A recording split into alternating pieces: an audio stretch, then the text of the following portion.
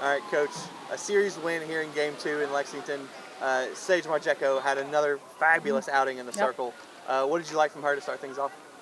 She competed, and you can count on Sage to compete. She didn't have her best stuff tonight. You know, they had I think, squared it up about 5 times through the first 15 batters, but when she needed big outs, she got them. And I just hate the position we got in, not scoring, because, we get a few more runs on the board before the 7th inning, and, you feel like Sage can finish that game. But, we were coming up on the 3-4 hitters that had seen her pretty good and put good barrel on it. So with a 2-0 lead right there, you got to make a change. If you got a 5-6-0 lead, it's a little different story. So disappointed that we didn't mount a better threat sooner. What has made Sage, she's been great all season long, but especially in SEC play, just kind of really locking in, really focusing in every weekend. What have you seen from her that just made her so special throughout SEC play? She's just got a winning mentality. Number one, she's going to go compete her tail off every single game. And she's got so much pride in what she does. But I think the biggest thing this year is she's stopped beating herself up over every pitch. She's trusting her stuff.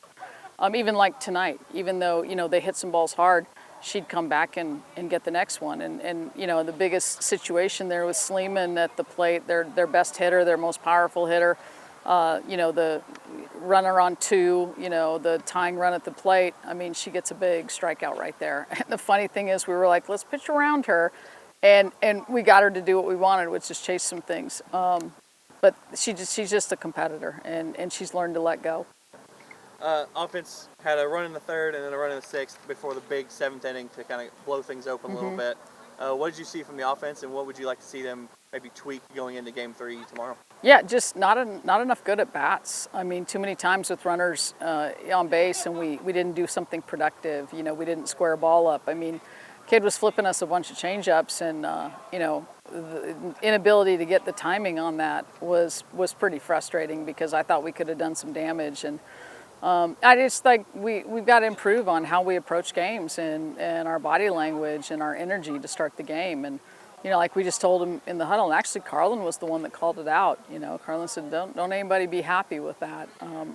We have higher goals, and we need to bring the fight from the very beginning, every single game. And we've got 8 games left on our 9 games left. That that's a window of opportunity to become a better team in that respect, because boy, things change real quick after the SEC tournament when it's win or go home. And if you haven't figured out how to show up and fight, you're going to have a sad ending. Alana Leach continues to swing a hot bat, along with Taylor Hawley, who's been hot the last couple of games. What did you see out of them in particular? I think Alana is just staying in a one-pitch mindset. She's hitting velo, she's hitting off speed, she's just competing, quite honestly. And Tay's coming around. She's getting better, kind of getting her groove back, and we definitely need that moving on into the rest of the year. Congratulations, Coach, and we'll talk to you tomorrow. Thank you.